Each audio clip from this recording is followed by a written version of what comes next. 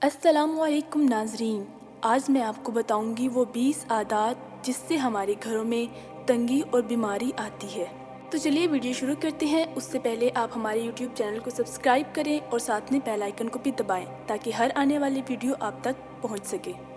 تو ناظرین، یہ ہے وہ 20 عادات جس سے ہمارے گھروں میں تنگی اور بیماری آتی ہے۔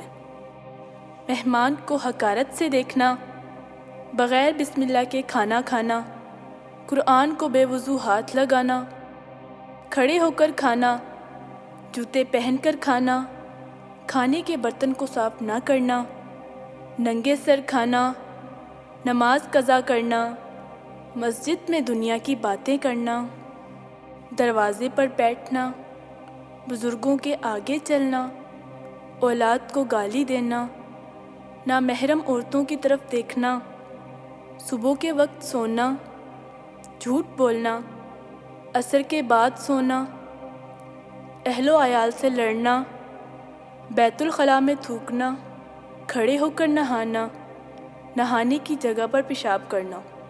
تو سامعین، یہ ہے وہ 20 عادات۔ ویڈیو پسند آئے تو لائک کیجیے اور ہمارے یوٹیوب چینل کو سبسکرائب کیجیے۔